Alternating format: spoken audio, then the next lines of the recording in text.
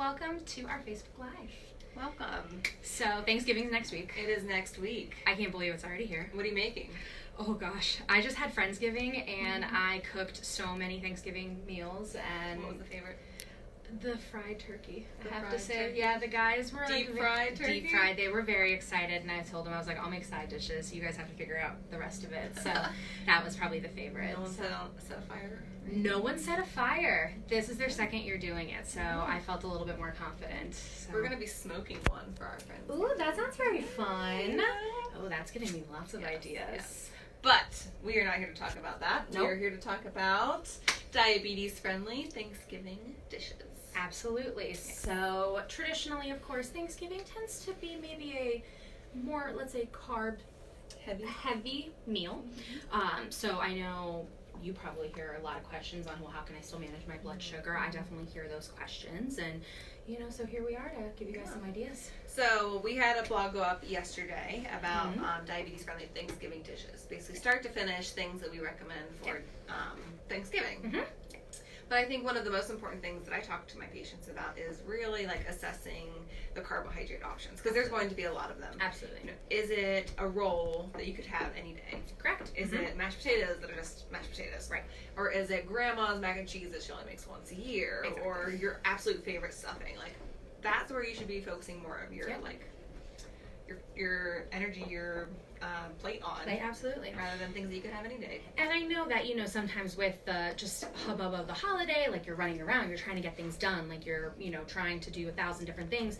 It's very easy to maybe forget to have breakfast or maybe even have lunch, and then your first meal of the day going in is Thanksgiving. And then so that meal, it makes sense that you're then, one, hangry. Yes. Very hungry. So it can make it easier to overeat a little bit and then send your blood sugar up as well. So not eating breakfast can actually set you up for having kind of crazy blood sugars through the day anyway. So eat breakfast. That is a great tip. Definitely. Okay, what are we making today? So we are making Brussels sprouts, which have been a new favorite for both of us, I have to say. Love them. If you've been following our Facebook Lives, Kaitlin and I have said many times that Love the Brussels. Yep. But previously that was not the case. Oh, I hated them. Yeah. And everyone always told me, well, you just haven't had them cooked the right way. Yep, and I said, 100%. I promise you, my mother's a chef. I've had them cooked the right way. I just don't like them. And the tune has changed. The tune has changed. I love them. Yeah, so we're making that, and then we are making a cheese ball. Cheese ball. Yeah. Yes. So. All right, cool. So I'm cutting up the Brussels. If you've never really worked with Brussels, basically I just take a knife and I cut off the kind of I don't know. The nub, just a little bit. And then I slice them in half. So if you've never seen, the Brussels sprouts, if you go to the store, most likely you'll see them like this. But if you go into a store, Giant, I've seen them there. Trader Joe's has them this week, where the Brussels sprout is actually still on the stalk. So it looks just like the stalk, and the Brussels sprouts are kind of around it. So this little thing is what connects the Brussels sprouts to and that I don't stalk. know what the point is, but it's pretty. It is. It's very pretty. Very pretty. The recipe on our website is done in the oven, but I brought the air fryer today. Yeah. We're going to do it in the air fryer because that's actually one of my favorite ways to serve the Brussels sprouts. And this is a fun tip for the actual Thanksgiving Day meal, is thinking about where you can take a few shortcuts and, how free up some oven space. Free up some oven space. Like I made, mashed potatoes. It doesn't think it'll go in the oven, but I did them in the slow cooker for Friendsgiving just because it was one less thing, one, that I had to pay attention to, and two, that was taking up space on my range. So doing something like this in the air fryer takes up one less thing in the oven or in the on the stove top. All right, so I am going to get started with our cheese ball. So we are going to use, this is kind of fun, it is a Greek yogurt cream cheese, which Wegmans definitely has them. Yes, that's where I got it. But if you cannot find it at Giant, at Weiss, at wherever, using either a Neufchâtel cheese, you said, or a Neufchâtel. I think it's Neufchâtel. Oh my gosh. Neufchâtel. Okay. Yes, Neufchâtel. Neufchâtel, and someone correct me if that's wrong. That's how I say it, Neufchâtel.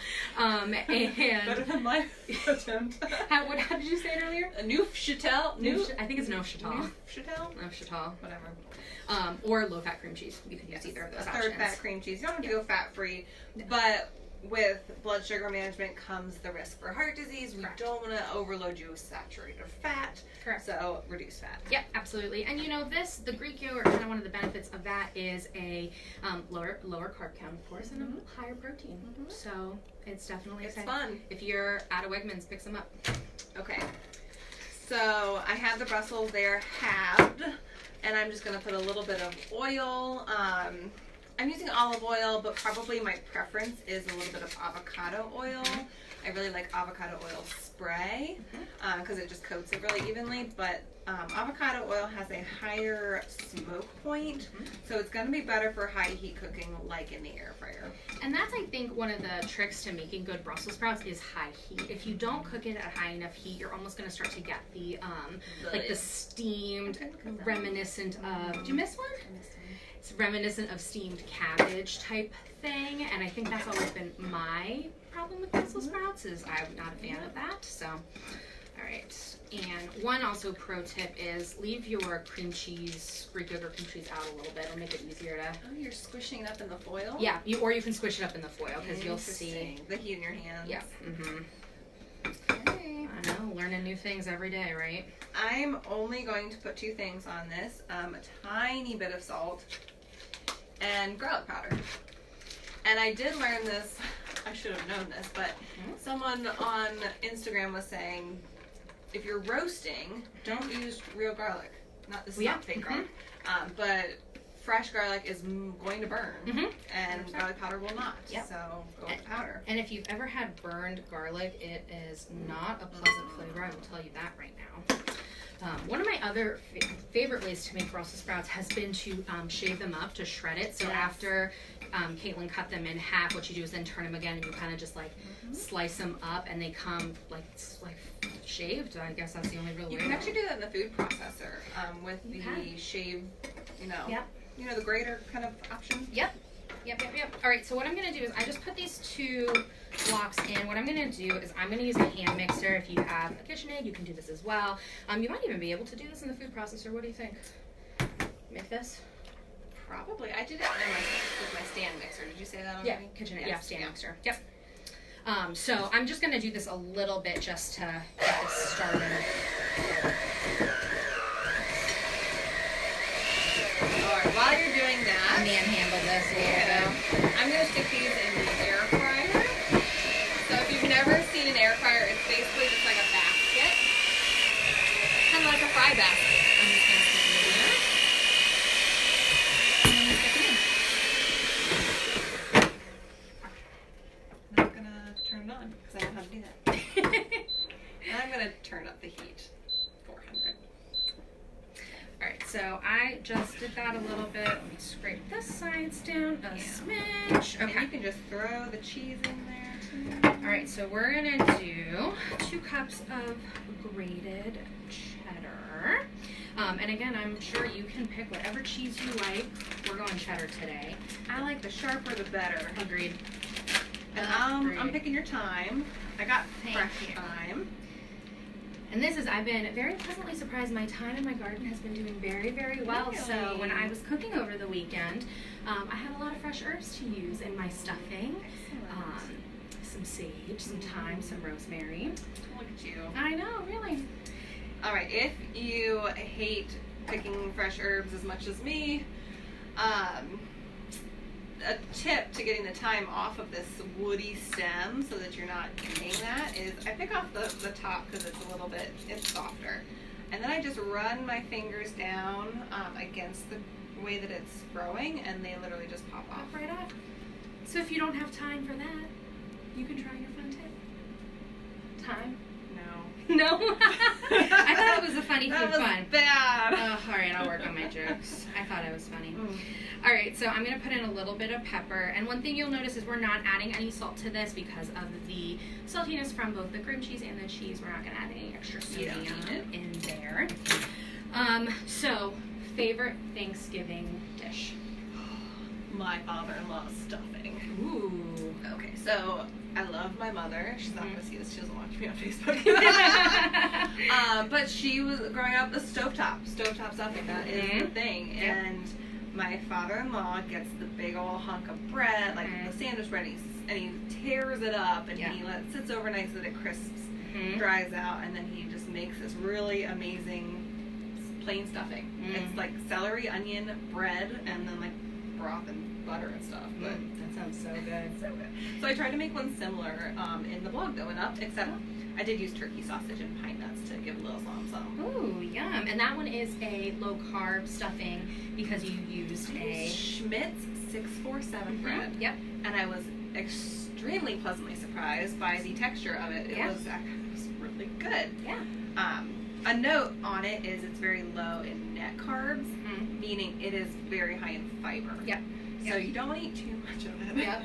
And if you have, GI concerns, just, make sure whether you're high fiber or low. If you're high fiber, it would be fine. If you're low fiber, probably not the best option. And with, go ahead. Oh, I was going to say, with more fiber always comes more water. Just throwing that out. Yes, no constipation. No constipation. That. Okay. We've picked out a ton of thyme. Okay, I picked some too. I'm just going to give it a rough chop. Let me give you some of mine. Yep, since you're doing this already. Right. And if you want to actually grab the cling wrap, the way that I did this was like across. Like one and then one. Yeah, I will actually do that. So you have a very cute idea for what's called for serving this. Yes. I just got. So this is a pumpkin shaped cheese ball, and I love it, and I'm so proud of it. So Yes. I hope you love it too. And we're gonna be serving it today with some peppers. And I think as dietitians we get this connotation like, oh, only vegetables as a appetizer, and we're not eating any carbs at our Thanksgiving meals. But I think putting in things like making an appetizer like a cheese ball and offering veggies as a side option for something to help dip it in. It's just a good way to, get some more fiber in there to decrease the carbs, but it doesn't have to be all or nothing. So thinking about the flexibility that comes with that is certainly important. Is that right? All right, here you go. All right. I'm going to give this to you to fix while I zhuzh our little cheese ball up. Basically what we're going to do is put a blob of this cheese on the saran wrap, and then we're just going to pull it up and around it and tightly close it and sit in the fridge so that it sets up. I'm going to give these a shake. Okay. I'm going to finish doing this by hand. And again, this is one thing that you could definitely make ahead of time. So if you're hosting, thinking about meal planning and what needs to be made ahead of time and what you can make ahead of time, so that you're not spending all the time in the kitchen and getting to enjoy some time with your family. Yeah, I let it set up the first time I made it for just about an hour. And the one that I also did last night, and it's going to sit overnight and be ready to go. Ready? Right in the middle. Wow. Ooh. There you go. Okay. Oh, here, hold on. Let's not waste this cheese. Here, let's do the. Come on, little friend. Get a little bit of this off of there. When I was a kid, my mom used to let me lick the bowl. That was the best part. Okay. There you go. All right. Excellent. So we're just gonna get rid of some of these things. Yes, let me get it out of the way. All right. So. Can I have that spatula, actually? Absolutely, you can. There you go. So I usually just take it and kind of working in like a circle, a ball of cheese. If you would. As a cheese ball. As this cheese ball. And then I just take it and pull it up and kind of squish it as you're pulling. And having Thanksgiving time being a time with families and maybe more children running around, this is a great thing that you can delegate to little hands after they are, well, one, even some of the older children might be able to help make this cheese ball, just using, the blender. Maybe. But what's it called? But I'm a perfectionist. So. You are the perfectionist. I'm trying this new thing of delegation. I know, yes. Okay, so I've got it kind of like in a round, you know what a pumpkin shape looks like, kind of like a pumpkin twisted off on the end, and then it goes in the fridge. All right, and then we have some food, TV, movie magic. Voila! It's already done. It is already done. Amazing. Do you want to unwrap it? I do. Okay, so meanwhile, the way we make it look like an actual pumpkin, I have a bell pepper, And I'm going to take the stem off. All right, let's do this little guy. Pop him out. All right, there we go. Got the stem, and I just cut off as much of the actual pepper as possible. Come on, little friend. There we go. Look how cute he is. So cute. Oh my goodness gracious. Okay. You know, I can't take credit for how cute this is because it was on Pinterest, but We love Pinterest. love Pinterest. We really truly do. Didn't know it was a thing, and then I had to make it. Okay. Here's my little stem, and literally just. Look how cute that is. Oh, I love it. Oh my gosh. People are going to be talking about this, you know, through your entire Thanksgiving meal. And honestly, it took, you know, no time at all. No time at all. And it looks so impressive. It's So adorable. It is. I'm just gonna cut up some slices real quick. Do you want me to cut slices while you finish up our sprouts? Yes. Okay. Multitask. Delegate. Delegate. That's why it pays to have friends in the kitchen. All right, let me grab some. All right, so these are cooking. So I'm gonna take the ones that we did ahead of time. You can take a look at these. They're so nice and crispy. I love these little crispy bits. My favorite part. Okay. Brussels sprouts are Brussels sprouts. Mm-hmm. Fried Brussels sprouts are delicious. Yep. But we want to zhuzh them up a little bit, make them a little bit festive. You know, I'm all about the zhuzhing. Love to zhuzh. Yep. So I have pistachios here. Just gonna take a little handful because we only have a little bit of Brussels. And I'm gonna give them a quick chop. I am firm believer in paying a little extra money for shelled pistachios. 100%. 100%. Whichever one that isn't in the shell. Yes. I don't know, shelled, unshelled. They're shelled. Shelled. Yeah. They've been de-shelled. They've been de-shelled because honestly, I just can't sit there and do that. Not when we have other things to be doing. Nope. And again, don't be afraid to take these shortcuts in the kitchen if it makes things easier on the day of. Or with, you know, I know we're talking Thanksgiving today, but just in general, you know, if taking shelled pistachios is more likely that they're going to make it into your lunch bag for snack, for whatever it is, go for it. All right, and now the festive part. Pomegranate seeds. Another thing. Yeah. If you want to save some time, buy the Pre-pomegranate. Pre-peeled? Pre-de-seeded or whatever. Pomegranate arrows. And I'm just going to sprinkle some on the top. And they just give it this nice, pretty color. And a nice, like, fresh, fruity pop. And, you know, if we're talking antioxidants and getting just some variety in your diet, doing something like a pomegranate is going to give you lots of antioxidants in there. Oh my goodness. Look how cute that is. Look at that. We are all ready for Thanksgiving. Love it. Oh. Thanksgiving is my favorite holiday. I'm so excited. Yeah. Okay, should we try these things? We should try these things. All right, where are we starting? Let's start with the cheese. All right. I'm going to take my fork. I don't even want to ruin it. Ugh. It'll be okay, Kaitlin. It'll be worth it because it's going to taste so good. All right.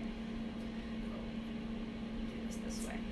Okay. For those of you just tuning in, it's a Greek yogurt and cheddar cheese ball with thyme and black pepper. Yum. Cheers. Cheers. Oh, that's so good. Oh, yeah. Okay.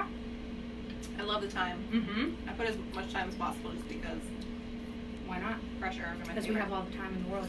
All the time. You gotta stop with those. Okay. Brussels Mm-hmm. with pistachios and pomegranate arrows. Alright, well, this has a nice little block. Peppermint, that's all. Oh yeah, Love that. they're so good. They're so good. Make This time is for actually- Thanksgiving. AJ, my husband, this is his favorite thing that I make. Roasted Brussels sprouts or Brussels sprouts with Brussels sprouts with pistachios and pomegranate. I don't blame him. That's delicious. So good. He also puts the cheese ball on the Brussels. You know, You do you. you do what makes you happy. All right. What's next month? So next month it is going to be the holiday time, and so what we're going to be talking is DIY gift jars. Gifts. So basically, what do you get for the person who has everything an edible gift. Yeah, absolutely. So we're going to be talking about some fun soup mixes, energy bites, spice mixes. There'll be a blog coming really, really soon with some of our ideas, and then also dietitians who also have some really great ideas across the country. Definitely. So they're a really great way to get gifts for people and, of course, do them in a budget-friendly way. Definitely. Yeah. Well, thanks for joining us. All right, we'll see you guys See y'all next month. next month. Bye-bye. Happy Thanksgiving. Happy Thanksgiving.